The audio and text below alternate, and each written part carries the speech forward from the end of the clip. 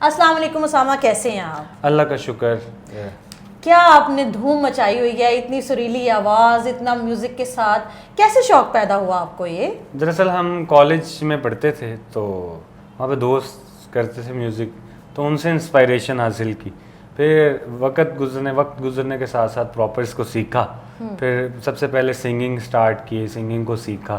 फिर उसके बाद इंस्ट्रूमेंट्स की तरफ आया, जिसमें मैं गिटार, कीबोर्ड, पियानो जिसे कहते हैं, और हारमोनियम वगैरह प्रॉपरली प्ले करता हूँ। तो आप क्या सोच के सिंगिंग की तरफ आए? सिंगिंग ही क्यों? देखें, कुछ चीज़ें आपको अल्लाह की तरफ से अता करदा होती हैं, तो आप उसी के लिए ही बने होते हैं।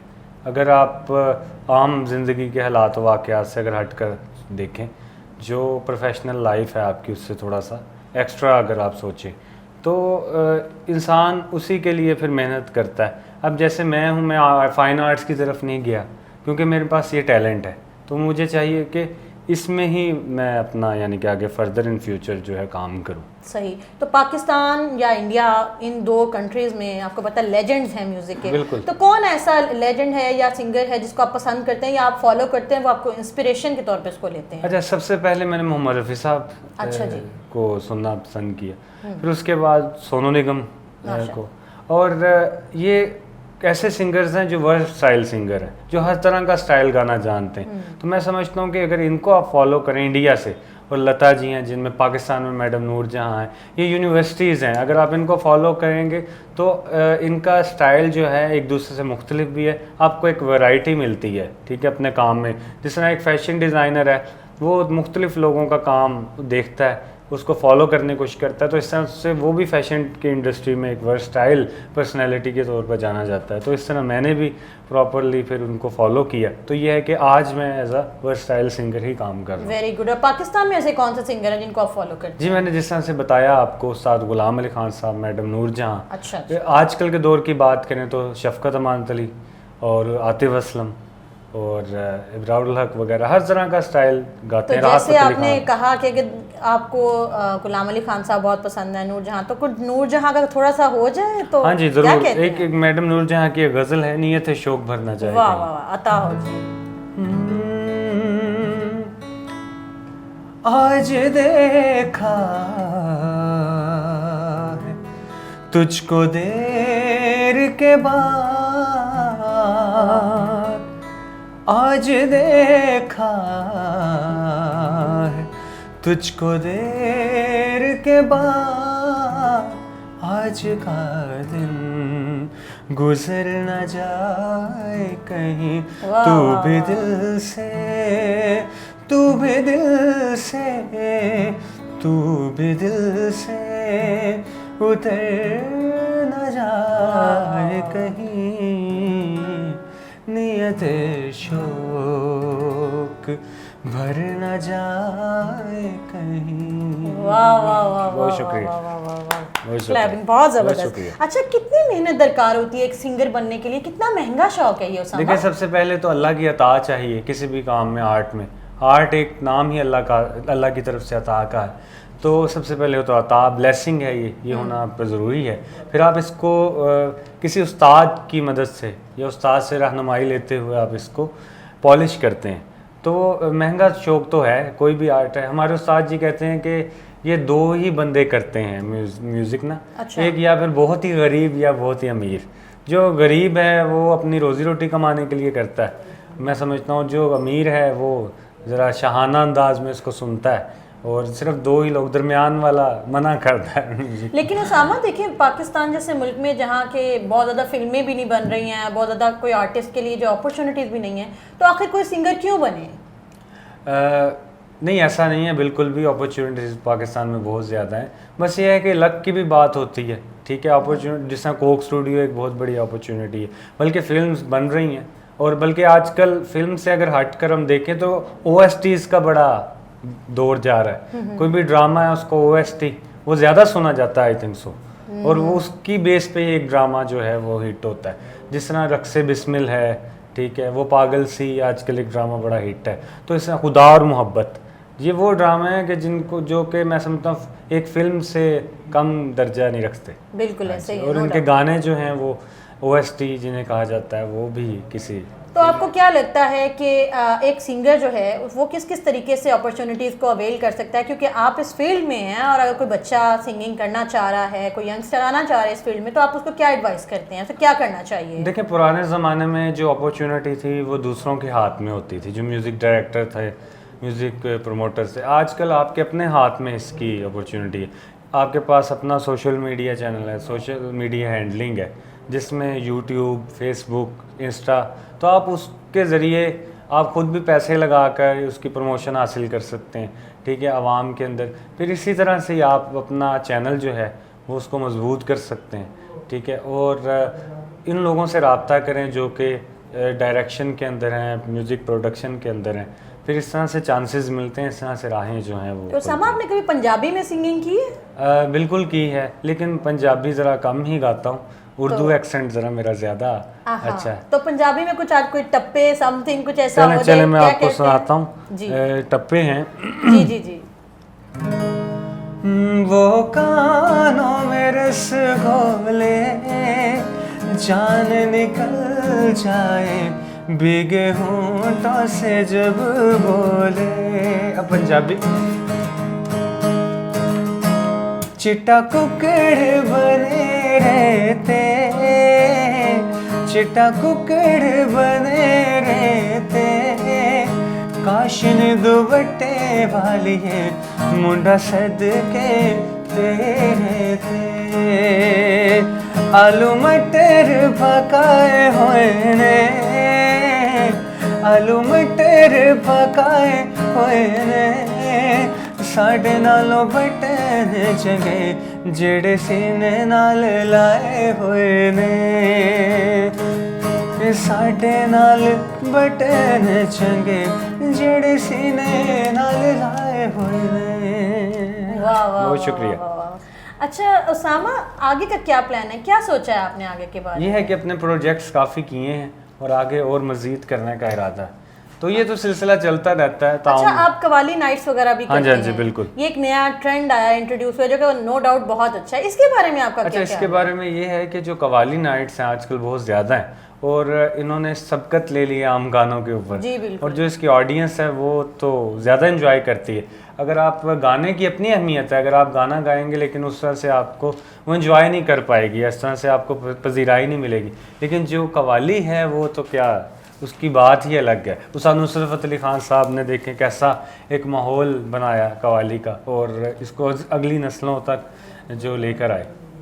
अच्छा उसामा, आप स्टेज पे सिंगिंग करते हैं और ऑब्वियसली आपकी इंटरेक्शन लाइव हो रही होती है, फीमेल ऑडियंस भी वहाँ पे होती है। कभी ऐसा हुआ कि आपने कोई रोमांटिक गाना गाया और लड़की स्टेज पे चढ़ के आके उसने हग कर लिया या कुछ ऐसा किया कि आप एम्बैरेस हो गए, ब्लश हो गए, या आपको समझ ही नहीं आया कि मैं क्या करूँ? नहीं, ऐसा तो नहीं है, बल्कि उनको नहीं समझ आती।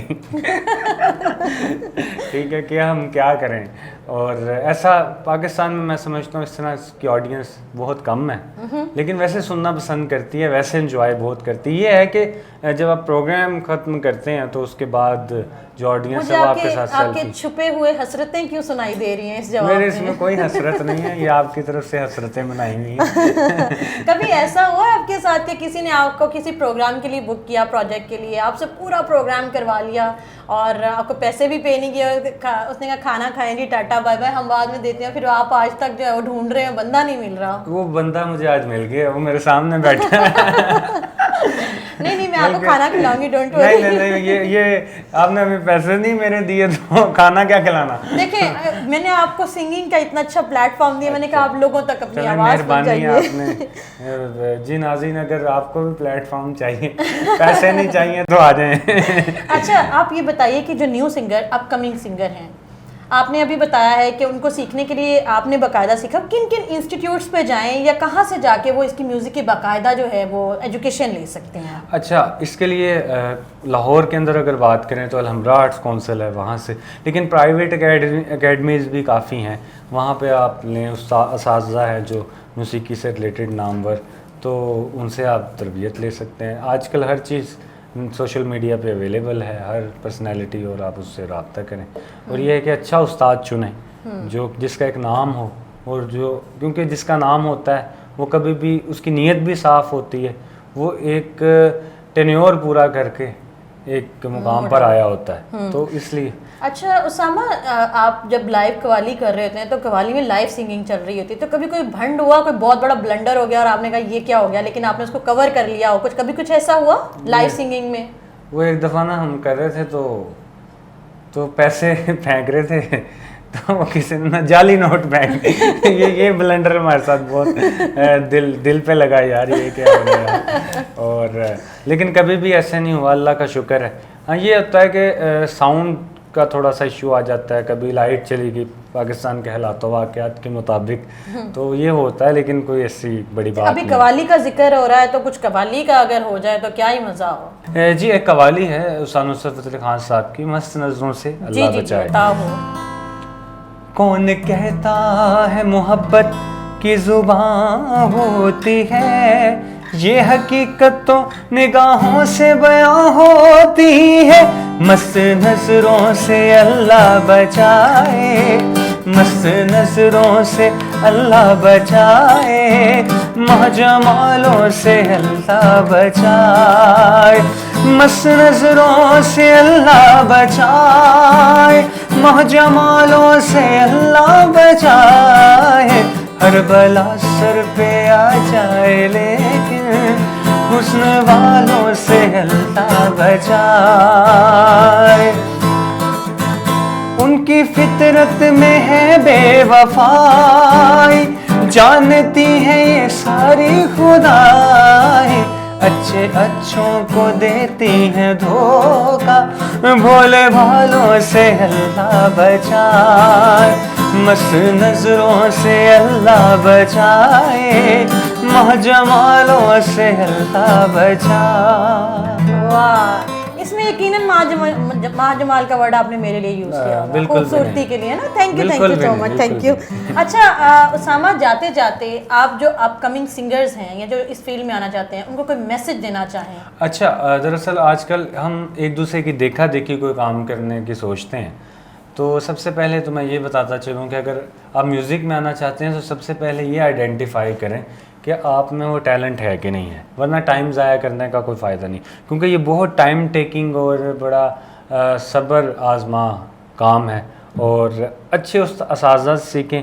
अगर आपके अंदर आपको लगता है कि ये टैलेंट नहीं है आप में, या कोई आपका दोस्त सहबाब जो बताते हैं कि आप में टैलेंट नहीं है, तो आप कोई और काम करें और हमेशा जिससे सीखें उसका अदब करें, क्योंकि उस्ताद बहुत बड़ी चीज़ है। क्योंकि उस्ताद बादशाह होता भी है और नहीं भी होता, लेकिन जो अपने ऑडियंस है या अपने शागिर्दों को वो बादशाह ज़रूर बना देते हैं। बेशक। उसामा बहुत शुक्रिया, आप हमारे प्रोग्राम में आए, आपने हमें अपना कीमती वक्त दिया। जाते जाते जो आपका अपना एक सॉन्ग आपने इंट्रोड्यूस करवाया था, वो उस पर हम इख्तिताम करेंगे अपने प्रोग्राम का। नाज़रीन, मेरी तरफ से आपको मैं अल्लाह हाफ़िज़ कहती हूँ, और हम ख़त्म करेंगे जो सॉन्ग उसामा का सॉन्ग है उसके ऊपर। मिलते हैं इंशाल्लाह अगले प्रोग्राम में, तब तक के लिए सादिया को इजाज़त दीजिए। अल्लाह हाफ़िज़। मुझे तो नशा प्यार का, मुझे तो नशा प्यार का, मुझे तो नशा प्यार का, मुझे तो नशा। वो बातें जो मैंने तुमसे कही, वो बातें जो मैंने तुमसे कही, याद आएगी या वो बचपन की तरह। मुझे तो नशा प्यार का, मुझे तो नशा प्यार का, मुझे तो नशा प्यार का, मुझे तो नशा। मुझे बेवफाई का गम दे गई, जो भर ना सका वो जख्म दे गई। वो पछताएगी अब मुझे सोच कर, ना आएंगे वो पल पे लौट कर। मुझे तो नशा प्यार का, मुझे तो नशा प्यार का, मुझे तो नशा प्यार का, मुझे तो नशा। छू कर गुजर जो गई तू, मुझे लगी मुझको ठंडी हवा। झूठे थे तेरे वो वादे सभी, जो बन अब गए हैं सजा। नशा तेरी यादों का भूलूं मैं कैसे, दे मुझको तू अब ये बता। नशा प्यार का मुझे नशा, प्यार का मुझे नशा, प्यार का मुझे नशा, नशा